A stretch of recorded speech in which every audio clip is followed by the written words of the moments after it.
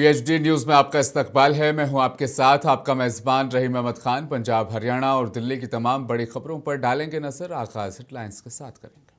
सुर्खियों को पेश करने में ताउन किया है डॉक्टर ऑर्थो ऑयल के साथ साथ डॉक्टर ऑर्थो कैप्सूल्स साथ लेना ना भूलें। दिल्ली के सीएम रेखा गुप्ता का NCW चेयरपर्सन विजया राहटकर के साथ शक्ति संवाद। सीएम ने कहा, सुरक्षित और मजबूत महिलाएं समाज की बुनियाद। पंजाब के सीएम भगवंत मान गुजरात के दौरे पर। अहमदाबाद गुरुद्वारे में दर्शन करने के बाद पार्टी कारकुनान से भी की मुलाकात।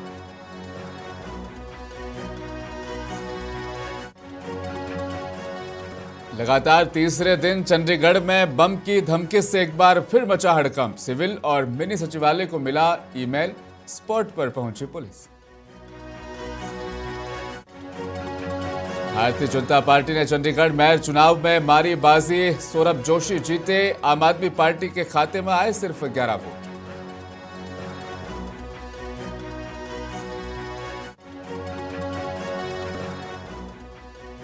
जींद पहुंची देश की पहली हाइड्रोजन ट्रेन। बम्बेवा स्टेशन पर 3 से 4 दिन होगा ट्रायल। रेलवे स्टाफ की आमजनों से खास अपील। दिल्ली की सीएम रेखा गुप्ता ने नई नियुक्त राष्ट्रीय महिला आयोग यानी NCW चेयरपर्सन विजया किशोर राहटकर के साथ मुलाकात की। शक्ति संवाद प्रोग्राम में हिस्सा लिया। यह आयोजन दिल्ली के भारत मंडपम में हुआ, जहां महिला सशक्तिकरण पर चर्चा हुई। NCW ने राज्य महिला आयोग को मजबूत बनाने के लिए यह शक्ति संवाद आयोजित किया। रेखा गुप्ता ने इफ्तिताही प्रोग्राम में कहा कि मजबूत और सुरक्षित नारी समाज की बुनियाद होती है। इस कार्यक्रम में NCW की किताब सफरनामा का भी इफ्तिताह किया गया। सीएम ने महिलाओं की सुरक्षा व कल्याण पर जोर दिया, जबकि राहटकर ने आयोग के नए दिशा निर्देश सीएम के साथ साझा किए।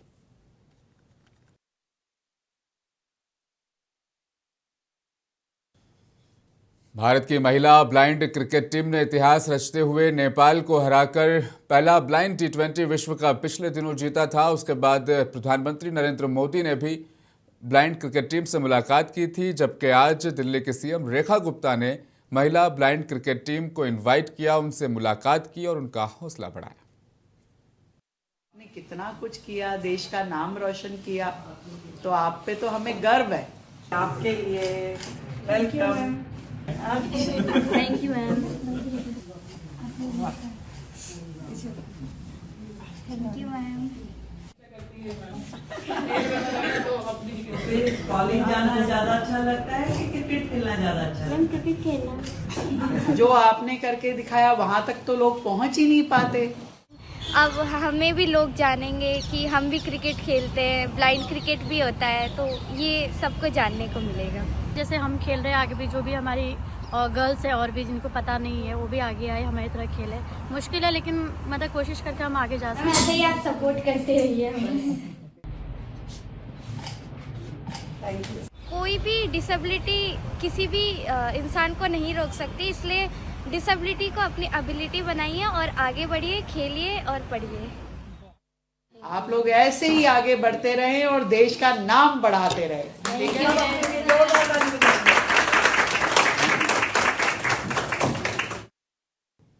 पंजाब के सीएम भगवंत मान गुजरात दौरे पर हैं। आज सुबह उन्होंने अहमदाबाद के थलतेज इलाके में वाक़ गुरुद्वारे में अरदास की। सीएम मान का यह दौरा आम आदमी पार्टी की गुजरात में मजबूती और कल्याणकारी योजनाओं को प्रचारित करने का है, जो योजनाएं पंजाब में चल रही हैं। उन्होंने पंजाब सरकार की यूनिवर्सल हेल्थ केयर योजना का इस मौके पर जिक्र किया, जो कई राज्यों का ध्यान अपनी ओर खींच रही है। इस मौके पर गुरुद्वारे जाकर उन्होंने परमात्मा का भी आशीर्वाद मांगा। उसके बाद मीडिया से बातचीत में भगवंत मान ने कहा, यहाँ पर आकर मुझे बहुत सुकून मिला है। अहमदाबाद में सिख समुदाय ने अपने मजहब, अपनी तहजीब और अपनी परंपराओं को बनाए रखने के लिए बहुत अच्छा काम किया है।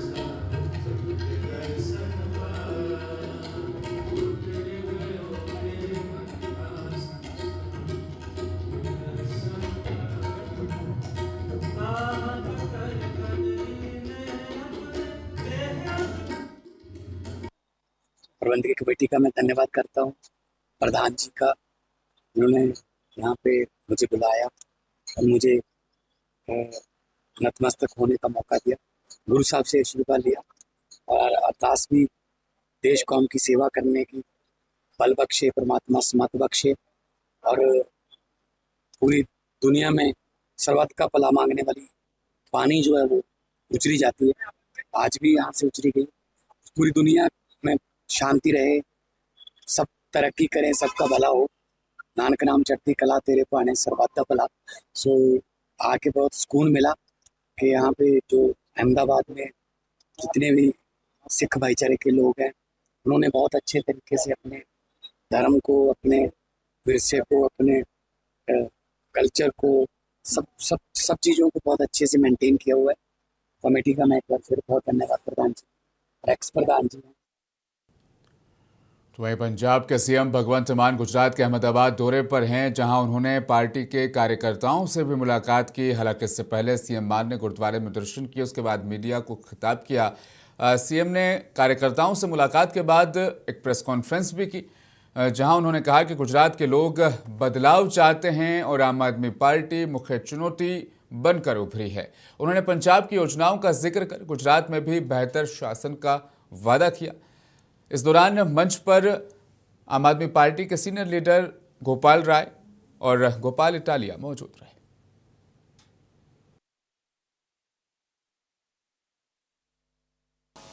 योजना शुरू की है मुख्यमंत्री सेहत योजना, जिसमें हर परिवार को 10 लाख रुपए का इलाज जो है वो मुफ्त करने का प्रावधान है। और इसमें कोई शर्त नहीं है, इसमें कोई इनकम बेस शर्त नहीं है कि आपकी आमदनी इतनी होनी चाहिए, या इसमें कोई नीला कार्ड या कोई पीला कार्ड या कोई ऐसे कार्ड बने हुए हैं, वो कोई शर्त नहीं है। पंजाब का डोमिसाइल जो आधार कार्ड होना चाहिए और उनकी रजिस्ट्रेशन चल रही है। बहुत लोगों में उत्साह है ये रजिस्ट्रेशन करवाने के लिए और कार्ड लेने के लिए। पहली बात तो हम ये दुआ करते हैं कि कोई बीमारी किसी को ना हो, भगवान के समक्ष हम प्रार्थना करते हैं कि सब तंदुरुस्त रहें, लेकिन कई बार ऐसी बीमारी हो जाती है। सीएम 28 जनवरी को गुजरात के अहमदाबाद पहुंचे थे। इस मौके पर उन्होंने मीडिया से बातचीत करते हुए कहा, गुजरात के लोग अब बदलाव चाहते हैं और बदलाव के लिए अब लोगों को कांग्रेस पर भरोसा नहीं है। लोग अब नया चाहते हैं, इसीलिए अब लोगों को विकल्प के तौर पर आम आदमी पार्टी खूब पसंद आ रही है। गुजरात के लोग जो हैं वो अब बदलाव चाहते हैं। तो जितना गुजरात को हमने अभी तक जो देखा है, तो गुजराती लोग जो हैं वो चाहते हैं कि कुछ नया हो, कुछ, क्योंकि बहुत देर हो गई अब, क्योंकि यहाँ कांग्रेस तो है ही नहीं, यहाँ तो विपक्षी है नहीं, तो विपक्ष तो साथ में मिलकर चलता है यहाँ पे। तो पिछले बाई इलेक्शन में गोपाल इटालिया का जीतना और एक बहुत बड़े मार्जिन से जीतना, ये अच्छे संकेत हैं। आम आदमी पार्टी, हम मेहनत करेंगे। अरविंद केजरीवाल साहब का जो हेल्थ का और शिक्षा का मॉडल है, जो हमने दिल्ली और पंजाब में ऑलरेडी स्थापित कर दिया है, उसको यहाँ भी घर घर प्रचार करके पहुँचाएंगे। हरियाणा के सीएम नायब सिंह सैनी ने पंचकुला में सांसदों, मंत्रियों और विधायकों के साथ प्री बजट बैठक की अध्यक्षता की। इस बैठक में हरियाणा के मुस्तकबिल और साल 2026-27 के बजट पर विचार मंथन किया गया। इस दौरान मुख्यमंत्री ने कहा कि बजट संतुलित, संवेदनशील और समावेशी होना चाहिए, जो किसानों की आय बढ़ाए, जल संरक्षण करे और कृषि आधारित उद्योगों को बढ़ावा दे। उन्होंने पिछले सुझावों और एआई चैटबोर्ड के जरिए से हासिल 9000 से ज्यादा सुझावों का भी इस मौके पर जिक्र किया। पंचकुला में बैठक के बाद प्रेस कॉन्फ्रेंस करते हुए सीएम सैनी ने बताया कि हमने हरियाणा के मुस्तकबिल की दशा और दिशा तय करने के लिए विचार विमर्श यहाँ पर किया। जनता की उम्मीदों पर हम खरा उतरने का काम इस बजट के जरिए से भी करेंगे।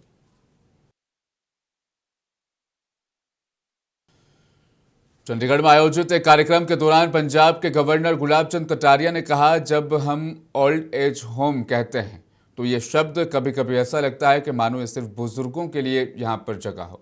नाम सोच समझकर सम्मानजनक हमें देने का काम करना चाहिए। उन्होंने आगे जोर देकर कहा कि बुजुर्गों का सम्मान समाज की जिम्मेदारी है।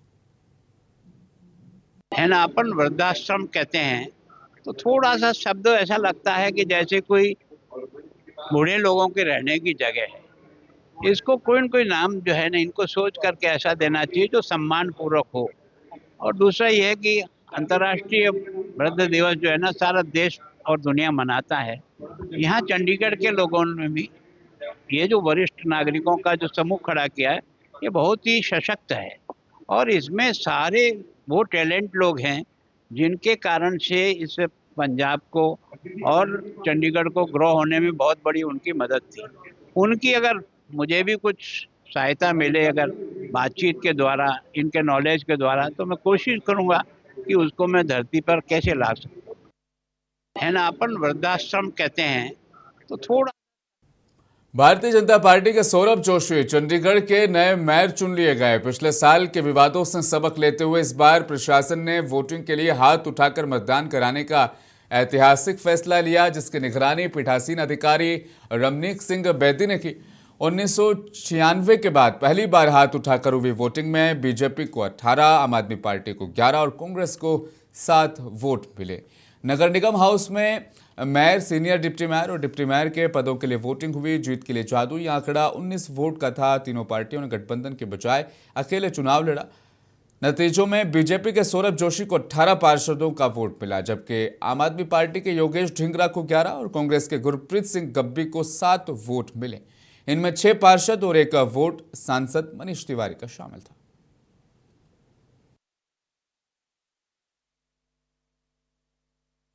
सौरभ जोशी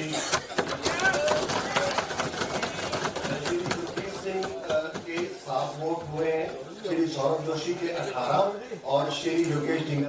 पंजाब के होशियारपुर में कांग्रेस के पूर्व कैबिनेट मंत्री सुंदर श्याम अरोड़ा के आवास पर ईडी और आयकर विभाग की टीमों ने कल शिकंजा कसा था। इस पर बीजेपी नेता तीक्ष्ण सूद ने कहा कि बीजेपी का रुख साफ है कि जो भी भ्रष्टाचार करेगा उसे अंजाम भुगतना होगा। तो यही है कि जो भी जिसने भी करप्शन की है वो उसका परिणाम भुगते। कांग्रेस वाले कह रहे हैं कि वेंडेटा है या पॉलिटिकली है, तो अभी तो उसके खिलाफ केस चल रहा है विजिलेंस का।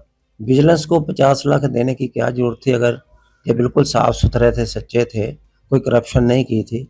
और भगवंत मान खुद स्टेजों पर बोलते रहे कि वहाँ मशीनें पकड़ी, वहाँ अखरोट की लकड़ी का फर्नीचर है, वहाँ बहुत क्या है, बहुत पता नहीं, बहुत कितना कुछ बोलते रहे। और अभी तक पंजाब सरकार द्वारा जो विजिलेंस है उन्होंने केस किया हो वो तो पेंडिंग है। तो कैसे वो वैसे कहते हैं, वो सिर्फ अपनी स्किन सेव करने के लिए बाकी लीडर कहते हैं कि उनको बहाना बन जाए।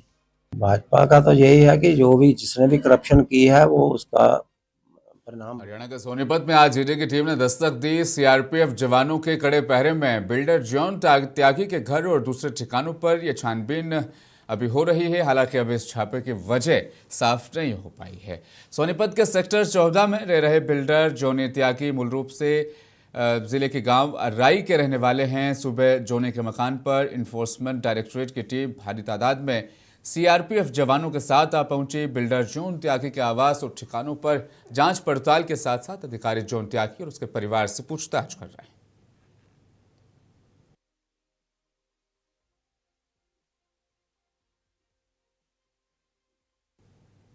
पंजाब में बठिंडा रोड पर बह रही एक नहर में 3 नवजात भ्रूण बरामद होने से इलाके में सनसनी फैल गई।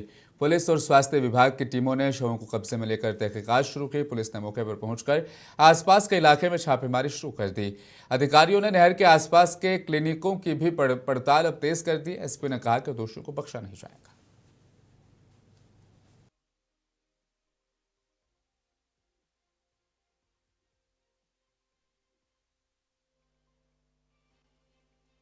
क्या कहना चाहते हो जो आज हमें एक सूचना मिली कि मुक्तसर से भिंडा रोड जो पुलिस हुआ है रपाना माइनर, उसके बीच 3 भ्रूण पड़े हैं। हम सिविल अस्पताल मुक्तसर साहब और एनजीओ की टीम श्री राजकुमार जी को लेकर साथ पहुंचे हैं। इधर हमने देखा 3 भ्रूण सुए में पड़े थे। हम सिविल अस्पताल के कर्मचारी की मदद से ये 3 भ्रूण इधर से बरामद कर लिए। ये सिविल अस्पताल की मोर्चरी में पहुँचाए जा रहे हैं, जहाँ बनदी कार्रवाई होगी वो अमल में लाई जाएगी।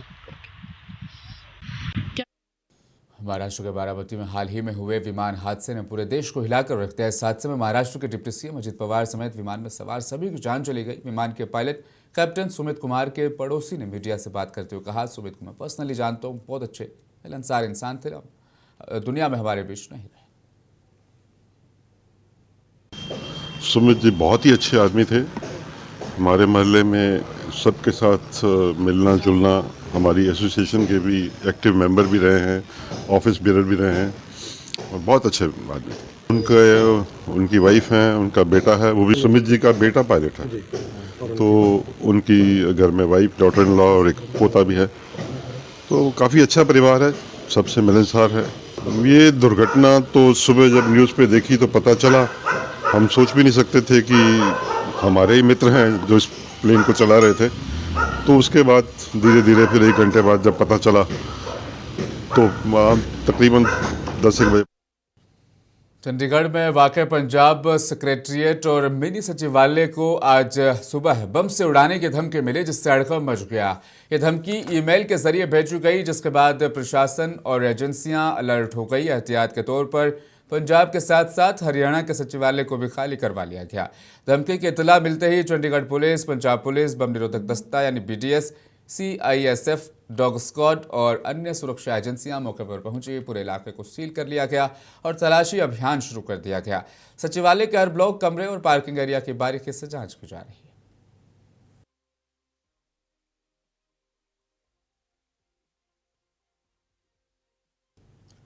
UGC यानी यूनिवर्सिटी ग्रांट कमीशन के नए नियमों पर रोक लग गई है। दरअसल सुप्रीम कोर्ट ने आज यूनिवर्सिटी ग्रांट कमीशन UGC के नए नियमों पर बड़ा फैसला सुनाया और UGC की नई गाइडलाइंस पर तत्काल रोक लगा दी है।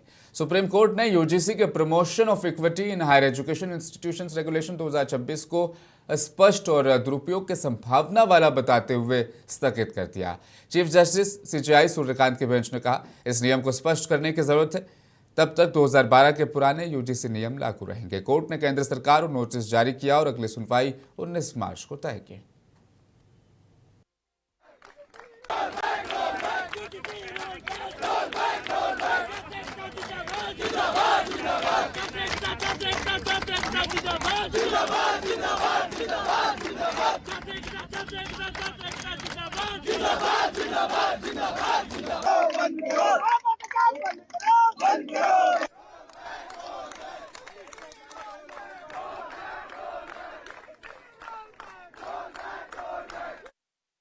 सुप्रीम कोर्ट से UGC के नए नियमों पर रोक लगाने के बाद कांग्रेस सांसद रणजीत रंजन ने इस मुद्दे पर अपना राय जाहिर की। उन्होंने कहा, सरकार को इस स्थायी समिति के पास इसे ले जाना चाहिए। ये उनकी विफलता है कि वे इसे ठीक से परिभाषित तक नहीं कर सके।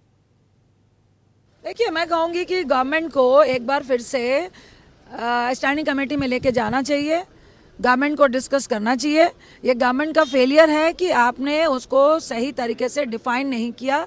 देखिए, फर्स्ट प्रायोरिटी कि स्टूडेंट पहले स्टूडेंट है, वो अपना करियर बनाने जाता है। आप इस तरह का लॉ नहीं लेके आए जिससे स्टूडेंट्स के बीच में ही नफरत पैदा हो। अभी जो विरोध जा रहा था, उनका विरोध का मेन मकसद था कि आपने अपने जो कानून बनाए उसको बेहतर तरीके से डिफाइन नहीं किया। आप स्टूडेंट को विश्वास में नहीं ले पाए कि अगर SC, ST, OBC को हम प्रोटेक्शन दे रहे हैं, इट्स नॉट मीन कि फॉरवर्ड का डिस्क्रिमिनेशन होगा। तो आपको उसको लॉ को क्लेरिफिकेशन देना पड़ेगा और डिफाइन करना चाहिए था कि किसी भी स्टूडेंट के साथ डिस्क्रिमिनेशन नहीं होगा, किसी भी स्टूडेंट के साथ इस लॉ का गलत फायदा नहीं उठाया जाएगा। इस चीज पे मुझे लगता है गवर्नमेंट मात खाई है। ये बताने में, लॉ बनाने में और स्टैंडिंग कमेटी के भी कई पॉइंट्स को छोड़ दिया गया था, एज इट इज भेज दिया गया था। मुझे लगता है सरकार को एक बार फिर से स्टैंडिंग कमेटी में भेजना चाहिए, गवर्नमेंट को डिस्कस करना चाहिए, पक्ष विपक्ष दोनों को लेकर, विश्वास में लेकर ऐसा कानून और ऐसी डेफिनेशन आनी चाहिए जिसमें स्टूडेंट हर वर्ग का। टेरर फंडिंग केस में इंजीनियर राशिद को दिल्ली हाईकोर्ट से बड़ा झटका लगा। कोर्ट ने उनके खिलाफ तय आरोपों को चुनौती देने वाली याचिका खारिज कर दी। हाईकोर्ट के इस फैसले से साफ हो गया है कि राशिद को अब ट्रायल का सामना करना ही होगा।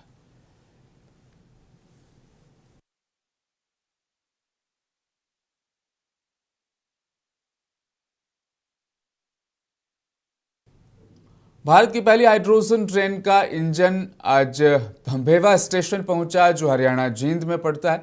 यहां सोनीपत रेलवे ट्रैक पर ट्रायल की जगह हाइड्रोजन इंजन को एक दूसरे डीजल इंजन की मदद से जोड़कर इस स्टेशन पर पहुंचाया गया। भंभेवा स्टेशन तक ये देश का पहला हाइड्रोजन इंजन, जो आप तस्वीरों में देख पा रहे हैं, पहुंच गया। ये पूरी तरीके से ये जो प्रक्रिया है मानकों के तहत की गई है, ताकि किसी प्रकार की तकनीकी या सुरक्षा संबंधी परेशानी ना हो। ट्रायल के दौरान आसपास के रेलवे ट्रैक, सिग्नल व्यवस्था और स्टेशन परिसर की भी जांच की जा रही है। सुरक्षा के मद्देनजर स्थानीय स्टाफ को आवश्यक दिशा निर्देश यानी गाइडलाइंस जारी कर दी गई है। रेलवे ने आम लोगों से भी अपील की है कि ट्रायल के समय रेलवे ट्रैक के आसपास ना जाएं और नियमों का पालन करें।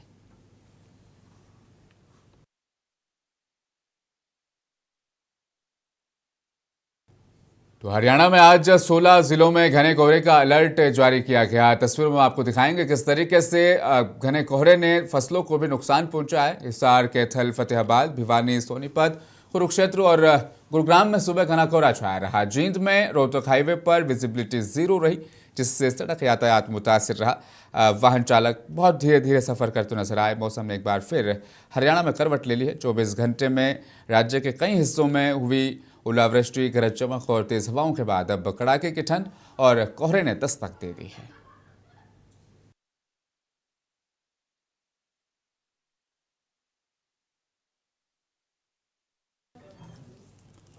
पंजाब, हरियाणा और दिल्ली की खबरों में फिलहाल बस इतना ही। मुझे दीजिए इजाजत। आप बने रहें मुंसिफ टीवी के साथ।